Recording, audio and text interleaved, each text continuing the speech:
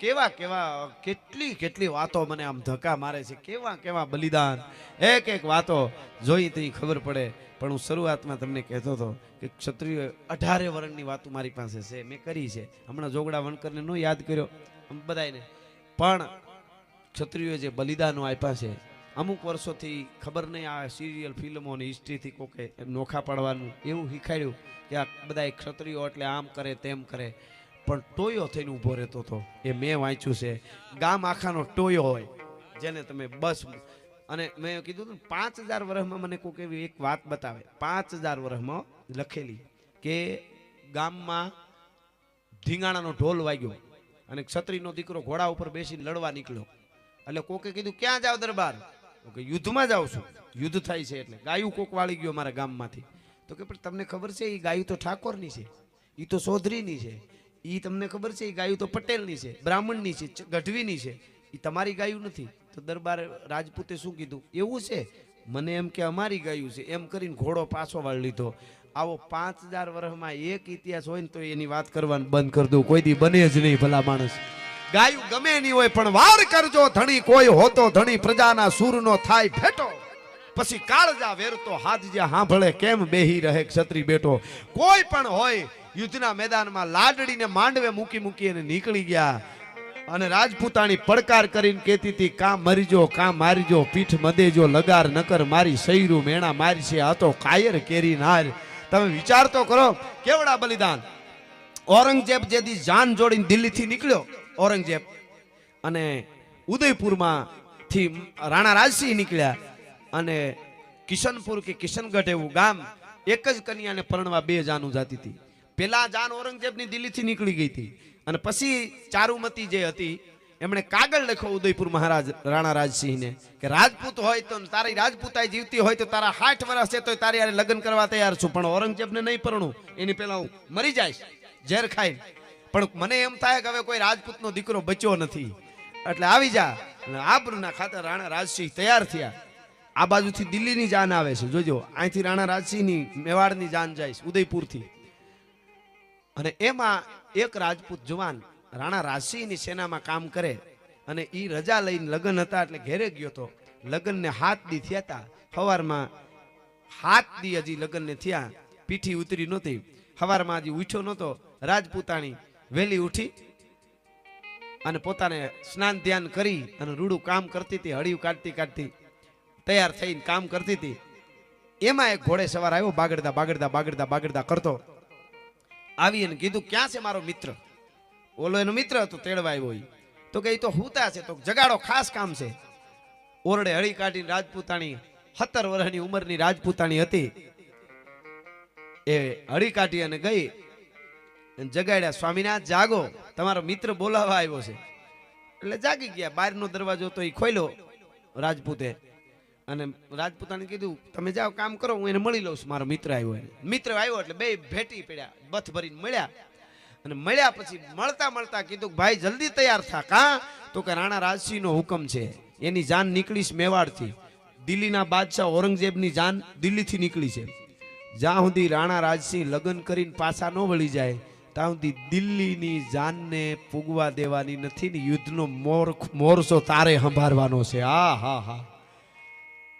21 વર્ષનો જુવાન ઘડીક પહેલા કોમળ લાગતો હતો, એની મૂછું મળી ફરાક ફરાક ફરક થવા. વાય ફરકે મુસડિયું અને રિયણ જબુકે દંત, જોઈ લ્યો પટોળા વાળ્યું. આ તો લોબડિયાળીનો કંથ ભાઈ હો, શેરો ફરી ગયો મોઢાનો. હા હા હા હા. શિવ જોતો હોય છે ડાડો. શાબાશ, આ ભારત વર્ષની ધરતીનો યુવાન. અને કેસરિયા વાઘા ધારણ કર્યા. ઓલો તો જુવાન તો મારતે ઘોડો વયો ગયો સંદેશો દઈને. રાજપૂતાણી 17 વર્ષની ઉંમરની રાજપૂતાણી હળી કાઢીને પાછી આવી. પાછા હુઈ તો નથી ગયા. જ્યાં આવી ઘડીક પહેલા પૂર્ણ શૃંગારમાં હતો, પૂર્ણ શૃંગાર, શૃંગાર રસ. અને હું બોલું ને એને બદલે આંખોની માલિકો હાહલાના કાળજાનો આડો ધોબો લોહી રેડી દીધો એવી ટહેર્યું દેખાવા માંડી. અને શેરો જોયો. રાજપૂતાણી આમ જોઈને એટલું જ કીધું મરક મરક દાંત કાઢીને, લે સ્વામિનાથ કહા ચલે. ટૂંકમાં આખી વાત કરી કે એક દીકરીની રાજપૂતાણીની ઇજ્જત બચાવવા માટે જવાનું છે, કારણ કે રાણા રાજસિંહ એને પરણીને પાછા વળે ત્યાં સુધી દિલ્હીની સેનાને મારે રોકવાની છે. એ 17 વર્ષની દીકરી રાજપૂતાની ઘડીક પેલા કોમળ કન્યા લાગતી હતી, ઈ જાણે મહાકાળી હોય એવું રૂપ થઈ ગયું એટલી વારમાં ભાઈ. આહા, ચંડી સુકોપકાર ગસુર સર ધોમ નિકારકાર ખડકતાર. અને આમ આરતીની હળી કાઢીને દીવો કરીને થાળી લઈ ચાંદલો કરીને કીધું, કામ મરીજો કામ મારીજો, પીઠ દેજો માં લગાર નકર મારી શૈરું મેણા મારી છે આ તો કાયર કેરી ના. આ હા હા, આ ભારત વર્ષમાં તે દીકરાને એક પતિને એક બાપને એક ભાઈને મોકલી હગે યુદ્ધમાં, બાકી બજારમાં બગડાટી બોલે તમે અંદર રહેજો હું સાઈડમાંથી જોઈ લઉં. બોલો ખૂણામાં હતા ને આ બાજુ નથી આવતા, ના આવે તું 100 વર્ષનો થા, ટિકિટના કાળા બજાર કર. હા હા લઈ લો. મને ફરમાઈશું ચારે બાજુથી એટલી પાછળ દીધી, આમાં એક પ્રોગ્રામમાં નથી ભેળું થાય હું આમાં, એટલે હું નાની નાની વાતો કરતો હોઉં. મને આનો નશો હું મારા પ્રોગ્રામમાં બોલ્યો છું. હું પોલીસને મારા મિત્રો હોય રમૂજમાં કહેતો હું 24 કલાક પીધેલો જોઉં, પણ મેં મહારાણા પ્રતાપને પીધો, શિવાજીને પીધો છે, વીરવર સિદ્ધરાજને પીધો છે, હમીરજી ગોહિલને પીધો છે, અણહિલ ભરવાડને પીધો છે, વલ્લભભાઈ પટેલને પીધો છે. આ બધાયના એવા નશા છે કે બીજા નશાની જરૂર નથી. હા બધું પૂરું. સા પીતો તો એ 4 મહિના થઈ. મેં કીધું નથી પીવી લે 4 મહિના થઈ ગયા. નકર મને ચા નો શોખ બહુ, પણ મને એમ થયું કે બધા કહેતા મુકાય નહીં. મેં કીધું નથી પીવી હાલો. 4 મહિના થયા. ચા હું જંગલમાં બનાવતો હોય વિડીયો બહુ જોવે બધા બહુ. કહેવાનો અર્થ તમારી મન છે ને એને તમે એના ઉપર જ બધો આધાર છે. મનની શક્તિ જ કામ કરે છે, બાકી બીજું તો કાંઈ નથી. મન જે છે ને આપણે ગુલામ બહુ બની જાય ને દેખાડવાના. કહેતો હતો ને હું હમણાં મેકઅપ વાળીને કરો એ તૈયાર થાય સારું, પણ આપણું માપ પ્રમાણે નથી. અટાણે જુવાનો ઓલો કરાવે ને ઓલા સારું કહેવાય. અમને હમણાં કહેતા હતા અમે પ્રસંગમાં હતા તો વાળ અમને કંઈક ધોવરાવે ને પછી કે તેલ ન નખાય ને એવું બધું કરેલું અમારે યુવાનોએ. મેં કીધું આપણે કાંઈ જેને જે કરવું એ કરો, આપણને કોઈ વાંધો નથી. મારે કોઈ સારું ન લાગે તો કાંઈ વાંધો નહીં. અમને કે તેલ મારે જો વાળમાં તેલ બેલ નાખેલું એકચ્યુઅલી હોય, મૂછીમાં તેલ ઓછું થઈ જાય ને આમ કરીને આમ કરું તો આમ ત્યાં લાગી જાય. આ હકીકત છે. કોણ ભૂંડો કે ભેલનું ભૂંડો લાગતો મને ન અડવો. દુનિયા કરે એમ હું કામ આપણે કરીએ ભાઈ? કોરા રાખવા જઈને ધોળા થઈ જાય પછી કલર કરાવવા. ધોળા ઉંમરે થાય એનો વાંધો નહીં અમુક, પણ નાનેથી કારણ કે ઓલા તેલ નો નાખે કે એકચ્યુઅલી ખરાબ લાગે, ફેશન છે. અરે તમારી ફેશનને કાળોતરો કરડે, હકે જીવતા નથી બિચારા. આ ભૂંડાઈના બિહાઈના આમ બેહાઈને એવા કપડાં પહેરે, એકચ્યુઅલી ફેશન છે. તમે જરીક ઢીલા પહેરો ને મોજથી બેહી હકી આડાવડા ફરી. આ અંગ્રેજોએ શું કર્યું ખબર? તમને એક વાત કરું. અંગ્રેજોને છે ને ત્યાં આપણા આ બધા સમય જે અત્યારે નથી ને ઓફિસોના, આપણે એ અંગ્રેજોના કરેલા સમય છે. વચ્ચે આ વાત આવી લેલી. અંગ્રેજોને ત્યાં 11 વાગે ઓફિસે માંડ પૂગે, બરફ હટાવતા ને ઠંડુ વાતાવરણ બધું હોય, અને 5 થાય ને ત્યાં નીકળી જવું પડે ઓફિસેથી, નહીતર બરફ ને ટાઢું ને બધું. એ કાયદા આપણે અહીં આવ્યા. હવે આપણું તો ગરમ મલક છે. બપોરે 1:30 વાગે કૂતરે આડે પડખે થઈ ગયા હોય, ગધેડાઓ આરામ કરતા હોય ને આપણે હાથમાં ફાઇલું ને એક ઓફિસમાં બીજી ઓફિસમાં પરસેવો લૂસતા હોય. અરર મને વિચાર થાય અંગ્રેજોના ઇન્જેક્શનના ઝેર તો જો આપણને લાગ્યા હજી. નકર આપણે અહીંયા ઓફિસનો સવારનો 7 વાગ્યાનો સમય હોય તો કાંઈ ફેર પડે? બપોરે 3-4 કલાક ઇન્ટરવેલ પાડી દેવાનું હાવ, પછી સાંજે ભલે 7 વાગ્યા સુધી પાછી ખુલી રહીએ. પણ નથી, આપણે ઓલા ઇન્જેક્શન જ એવા મગજમાં મારી દીધા છે કે આપણને એ જ સારું લાગે.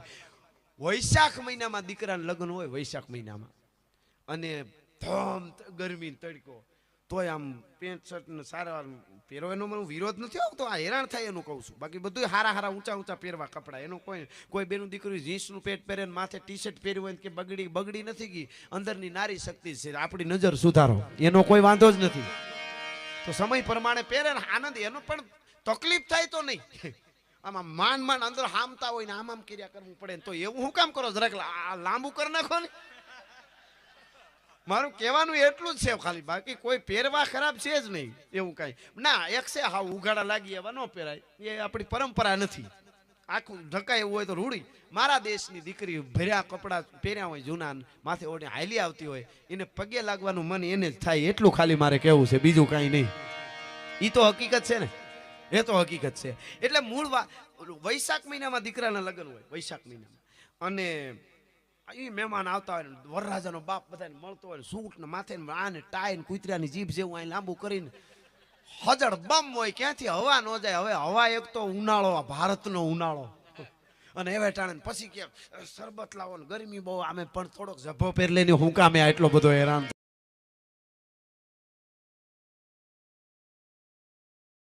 છે એનું કહેવાનું.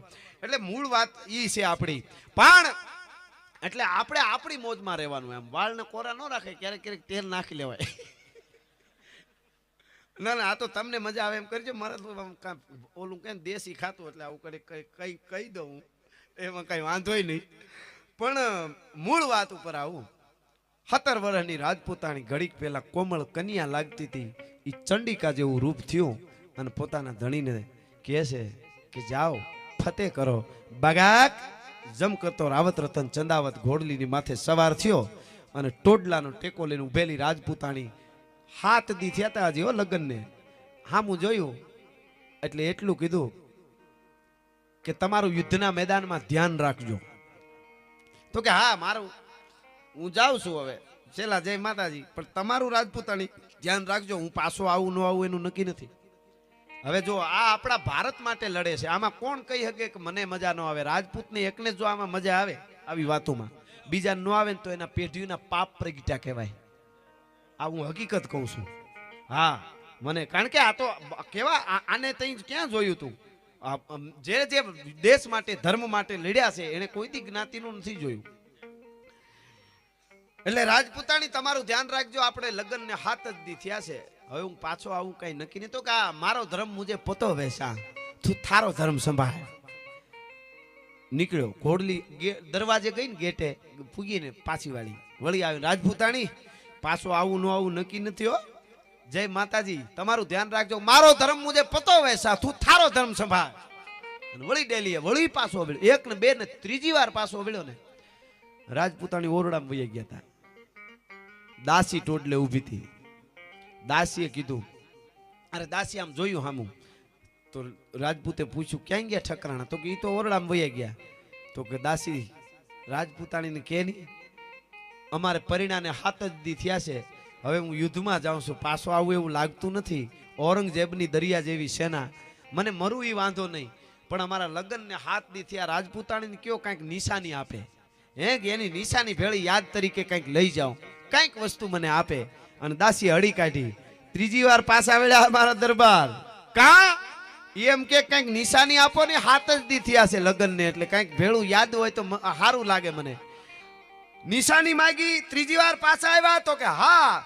રાજપૂતાણી કે છે દાસી તરવારને તાહડો લઈ આવ, મારું માથું કાપી તાહડામાં મૂકીના રાજપૂતને દઈ દે, એનું જીવ મારામાં રહે તો યુદ્ધના મેદાનમાં હું જહ ફાડવાનો છે. હા હા હા હા, તમે વિચાર તો કરો. આ કાલ્પનિક કહાનીઓ નથી હો, આ બનેલી ભારત વર્ષની ઘટનાઓ છે. વર્લ્ડને ખબર હોવી જોઈએ કે આવું આવું બન્યું. અને હાથે આમ ત્રાહડો આવ્યો, આમ કચડુક ધૂબ માથું ઉતાર્યું અને સુવર્ણના મોટા થાળમાં રેશમી કપડું ઢાંકી અને દાસી દેવા ગઈ. ઘોડા ઉપર બેઠો છે રાજપૂત, આમ ત્રાહડો લાંબો કર્યો. આમ લ્યો, નિશાની બહુ સારી આપી છે. 2 મીંઢલા ગૂંથેલા હતા, 2 ચોટલા, અને માથું આમ સીધું પીડ્યું હતું મૂકેલું. આમ આંખું ખુલ્લી હતી. તરવારની પીસીએથી રાજપૂતે આમ કપડું આઘું કર્યું ને તો સીધી ખુલ્લી આંખું આવી રાજપૂતાણીની આમ સામે. આ હા હા, જાણે એમ કહેતી હતી કે રાજપૂત તું યુદ્ધમાં કાયમ આવી જા અને પછી તું સ્વર્ગમાં જા અને ઉર્વશી, મેનકા, રંભા, અનંગસેના, વસંતસેના, કામકુંડળા, આ અપસરાઓ તારું સ્વાગત ન કરે. આ રાજપૂતાણી સ્વર્ગમાં પેલા ઊભી છે તારું સ્વાગત કરવા માટે. ભલા માણસ આવી જાય છે. એ આંખ કહેતી હતી અને જોયું કરે રાજપૂતાણી મારી પેલા. દાસી હતી ને, દાસી હોય ને યારે રેવા વાળી, ઈ કોઈ રાજપૂતની દીકરી નહોતી દાસી. ઈ દાસીએ ત્રાહડામાં માથું હતું ઈ દેવા આમ ઊંચા હાથ કર્યા. એટલે મારવાડી પહેરવા હોય ને, તમે જોયું હોય છે દીકરીઓ પહેરે, હાથ ઊંચા કરે એટલે પડખા 2 ખુલ્લા થાય. 2 પડખા ખુલ્લા થયા અને રાજપૂતને આમ કંઈક નજર પડી. 2 પડખામાં જમૈયા ધરબી દીધા હતા દાસીએ, લોહીના ભભૂકા જાતા હતા. રાજપૂતે કીધું દાસી તું ગઈ આર્યો હાર? તો કે મને આ લઈ આવવા વાળી નથી, હવે મારે હું પડ્યું રહીએ, તમે હવે પાછા ન આવતા યુદ્ધના મેદાનમાં પાછા. તમે વિચાર કરો, જે સભ્યતાની વાતો લઈને હું તમે પાટણની પ્રભુતાના રાણી કી વાવના પટાંગણમાં બેઠા. વિચારજો, આ 500, 1000 કે 1500 વર્ષ કે 2000 વર્ષની સભ્યતા નથી. આવા હજારો બલિદાનો દીધા. તઈ અમે હિન્દુ સહી, અમે ભારતીય સહી કહીને આપણે આમ છાતી ઊંચી રાખીને બોલી શકીએ છીએ. એની પાછળ આવા બલિદાનો દેવાના છે. અને લડ્યો, યુદ્ધમાં ગયો, પછી તો શું બાકી હોય? બે ચોટલાની ગાંઠ વાળી અહીં રાજપૂતે રાવત રતન ચંદાવતે અને હાડી રાણી એની પત્ની સહલબાઈ અને એનું માથું બાંધ્યું. અત્યારે જેમ મીડિયાવાળા હોય છે એમ એ વખતે હાથીની અંબાડીમાં એક પિંજરું હોય, હાથીની અંબાડી હોય એમાં પિંજરું હોય, પિંજરામાં કવિઓ બેઠા હોય, એના ઉપર ધોળી ધજા હોય, એના ઉપર કોઈ ઘા ન કરે. અટાણે મીડિયાવાળા માટે કરી નાખે છે ઘોઘાઓ ઘણા, નકર ખરેખર ન હોવું જોઈએ. એ લડવા નથી આવ્યા, એ તો સત્ય દેખાડવા આવ્યા છે. જે હોય એનું એના ઉપર ઘા ન કરે કોઈ, એવા નિયમો હતા ઘણા બધા નિયમો. તો હવે તો કોણ છે, કદાચ યુદ્ધમાં હાર થાય એમ હોય એવો જોધો હોય કોઈ મહાન, અને છેલ્લે ઘાયે પડી જાય એમ હોય, જો જીવતો રહી જાય બીજે દી આપણી હાર જ છે, એવા ઘણા બન્યા છે. પણ છેલ્લો ઘા કરવા જાય લાગ આનો હોય કે આ ઘા કરું તો એ મરી જાય, નકર હું મરી જાય. તોય યુદ્ધના સમાપ્તિનો શંખનો અવાજ કાને પડે એટલે તરવારે આમ રાખી દઈએ, ઘા ન કરે. આ ભારતીય પરંપરા છે. દુનિયાના દેશો વાતો કરે છે ને માનવતાની પરંપરાની શિસ્તની, તો આથી ક્યાં મળે. પણ મુદ્દો એ કે આપણું ક્યાંય આવ્યું જ નહીં. આપણને આ અંગ્રેજ એટલા મેં તો એક બહુ મોટા વડીલનું ભાષણ ઘણા સમય પહેલા, વડીલ તો ન કહું પણ હવે કહું છું, સાંભળેલું રેકોર્ડિંગ ની વાત સાંભળેલી. એ એમ કહેતો તો ભારત મેં કુછ નહીં થા, भारत गरीब देश था, अंग्रेज आए वो आए, अंग्रेज गाड़ियां लाए वो लाए और हम आगे आए. એને મારે એટલું જ કહેવું છે, ભારતમાં કાંઈ નહોતું, ગરીબ દેશ હતો તો હુણ આવ્યા, ડચ આવ્યા, તુગલક આવ્યા, સુરી આવ્યા, લોધી આવ્યા, મોગલ આવ્યા અને છેલ્લે અંગ્રેજો આવ્યા. ભારતમાં કાંઈ નહોતું તો આ ખડ વાઢવા આવ્યા હતા અહીંયા. તમે કોઈ દી સાંભળ્યું પાટણ ગામમાંથી હારામાં હારા 10 વેપારીઓ પાટણના જિલ્લાના છેલ્લામાં છેલ્લા ગરીબ ગામમાં વેપાર કરવા ગયા? એવું સાંભળ્યું કોઈ દી? આ સોને કી સીડિયા હતો અને હવે પાછો બનવા જઈ રહ્યો છે. મુદ્દો આપણે એક થવાનો છે, ખાલી બધા એક થઈ જાય, બધા જ્ઞાતિવાદ ભૂલી એટલે થવાનો છે. એ કહેતો તો એ વાત હાથીના પિંજરામાં બેઠા બેઠા કવિઓ લખતા હોય, નજરે જોનારા એમ કહે છે કે આ રાવત રતન ચંદાવત ઔરંગઝેબની સેનાને રોકવા લડતો તો ત્રીજો દી થયો ને તો એના મોઢા ઉપર કળસલી પડી ગઈ હતી. લડતા લડતા જીવતો હતો તોય હોઠ ફૂંકાઈ ગયા હતા, પણ હાડી રાણીનું માથું આગળ બાંધેલું હતું, એના ગાલ ઉપર નહીં હોઠ ઉપર કળસલી નહોતી પડી. આનાથી મોટી ચામુંડા ક્યાં જોવા મળે, આનાથી મોટી ચંડી જોગમાયા ક્યાં તમને જોવા મળે. એ આપણી પરંપરાની અનેક વાતો છે. એ વાતો મારે અને તમારે જીવતી રાખવી હશે તો આવી સારી વાતોને યાદ એટલે છેલ્લે રામબાળાનું સપાખરું લઈ અને પછી આપણે સમયને એટલું જ માન આપવું જોઈએ. કાલે આપણને નો કે આટલો સમય નહોતું ને આટલા સુધી, એટલે રામબાળાનું આ સપાખરું લઈને આપણે જુદા પડશું. અમારા ગીગા બારોટ કહે છે આ સપાખરા ગીતમાં,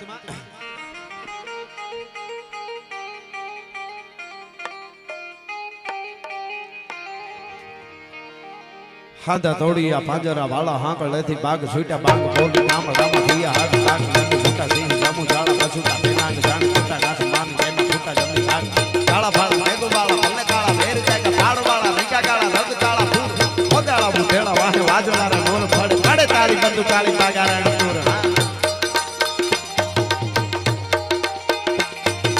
કાડે તાળી બંદુ કાળી બાગારા ટૂર કન ઠેકાણા જણકી કડી છણકી પાખરા કડી જણકી જરદા ખાક ઉઠિયા જુતાર